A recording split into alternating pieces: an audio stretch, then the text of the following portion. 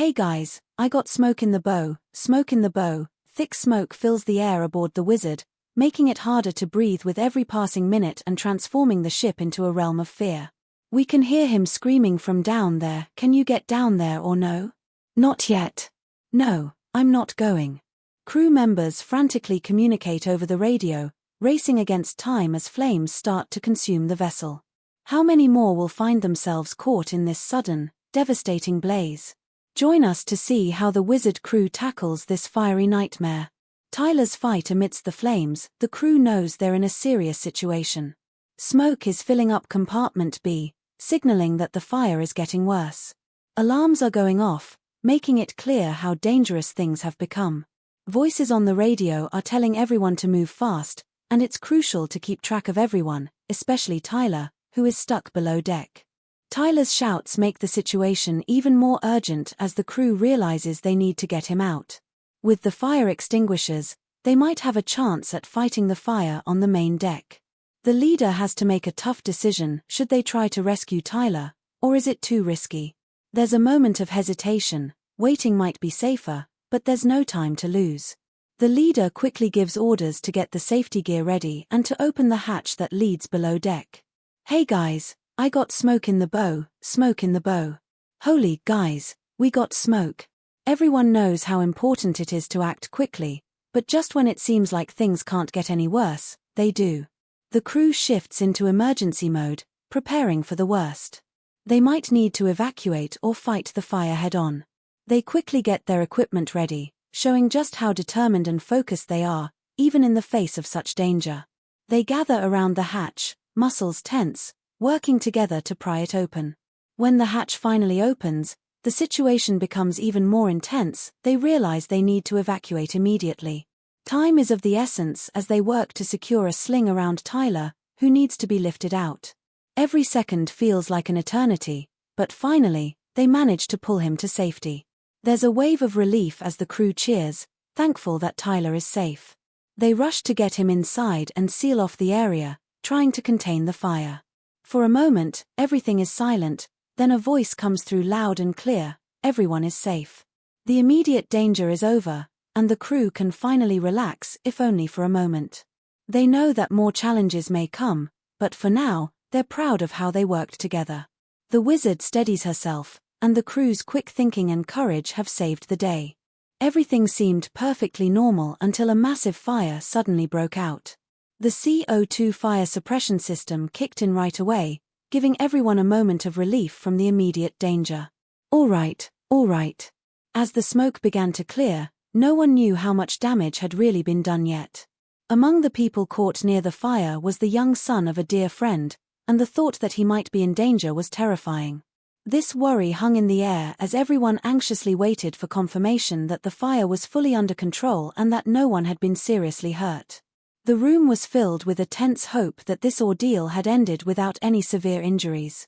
The emotional strain was almost too much to bear. The close call with losing someone so young and so important was a harsh reminder of how fragile life can be. As they waited for news from below, the fear of what they might find only grew stronger. All they could do was hope that everyone was safe and that the worst was over. The scene had been breathtaking as always, with a beauty that never failed to impress, no matter how many times it was seen. It was almost surreal that something so stunning could cost just $700 or $800, a sight that brought pure joy to anyone who witnessed it.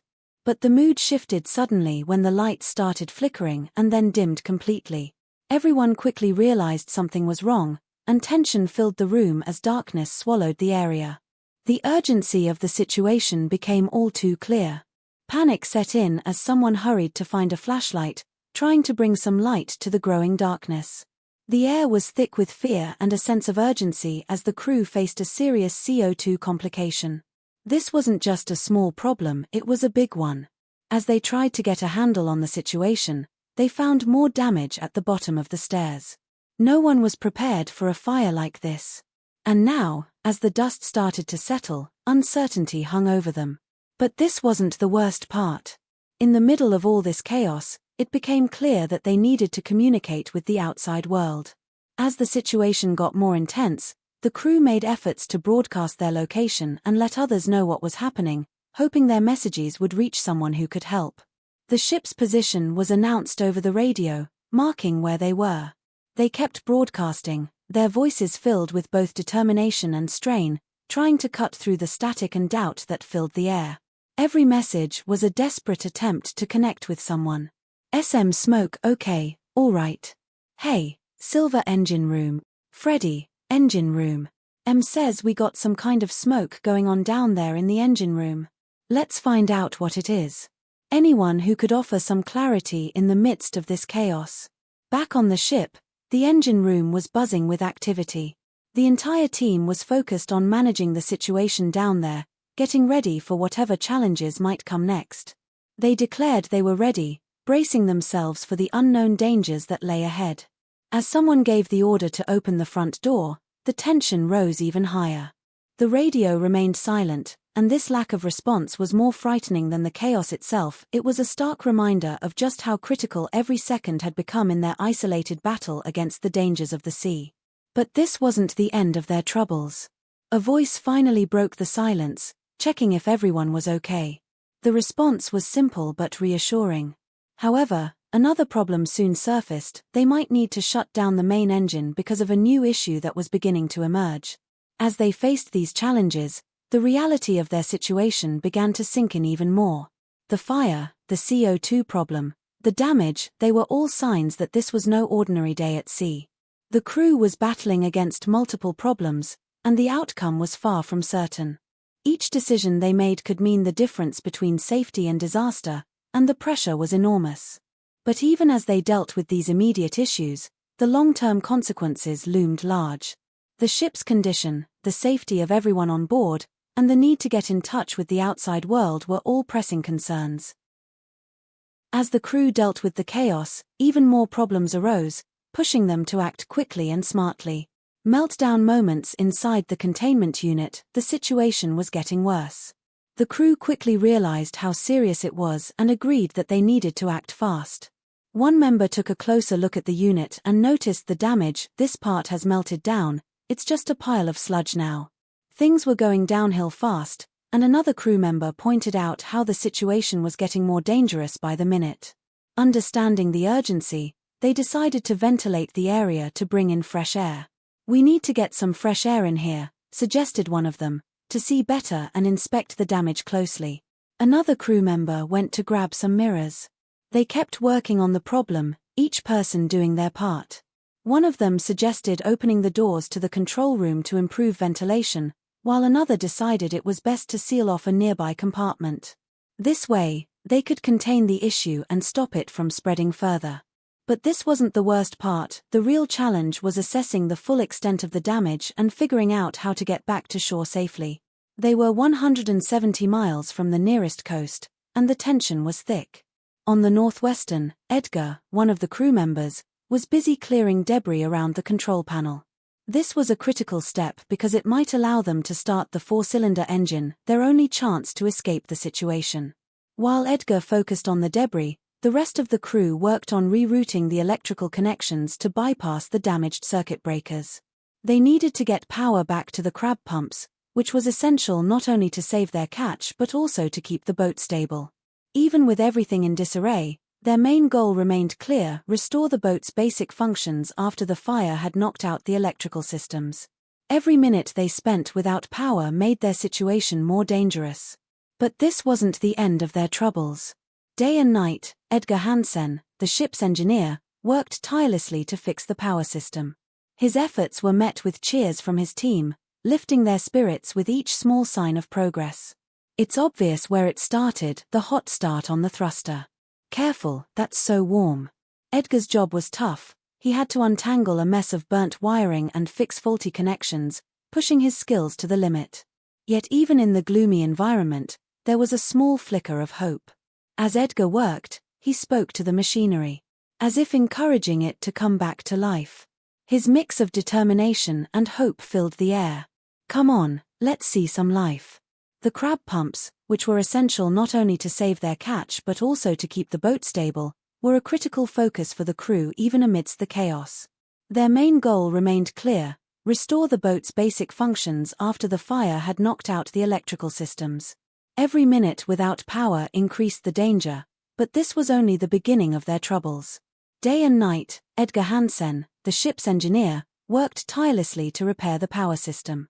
His efforts were met with cheers from his team, lifting their spirits with each small sign of progress. It's obvious where it started, the hot start on the thruster. Careful, that's so warm, Edgar said as he tackled the mess of burnt wiring, fixing faulty connections and pushing his skills to the limit. Despite the grim environment, Edgar held on to hope, speaking to the machinery as though urging it back to life. "Come on, let's see some life," he muttered, his hands moving swiftly. Finally, a faint light flickered on, a small but significant victory. Slowly, the light brightened, illuminating the dim workspace with a reassuring glow. Edgar's face lit up with pride as he announced, "There it is, light at last." The team cheered, celebrating not just the return of power but also the restored functionality of the pump, signaling that things were returning to normal. With this success behind them, they turned their attention to repairing the steering mechanisms. Yet, challenges persisted. Suddenly, a voice crackled through the walkie-talkie, urgently instructing, "Set up the GPS for autopilot and direct us to course 105. As the vessel moved through dark waters, the crew kept a close eye on the faint glow of the GPS display. Out of nowhere, a sharp cry pierced the night, followed by stunned silence. A bright flash of light streaked across their path, brief but blinding, casting uncertainty over their tense night at sea. It was no mere reflection or illusion, it was something extraordinary, adding a new layer of mystery. The team faced escalating problems, forcing them to work together and innovate rapidly. An electrical malfunction triggered a chain reaction of issues, further straining their resolve. When a small fire broke out, urgency peaked. Fire extinguishers were deployed as the crew juggled multiple crises, demonstrating remarkable multitasking and teamwork. The team leader's calm and decisive instructions helped maintain order, ensuring focus amid the chaos. Despite mounting challenges, the crew prioritized safety, especially when dealing with overheated equipment. Gradually, control was regained. Every small success boosted their confidence, reinforcing their belief that they could overcome the crisis. However, the threat of complications loomed. The ordeal highlighted the importance of training, quick thinking, and teamwork. Edgar's exceptional skills stood out, despite his lack of formal education, a fact quietly admired by the crew. His real-world experience, shaped by years at sea, proved invaluable.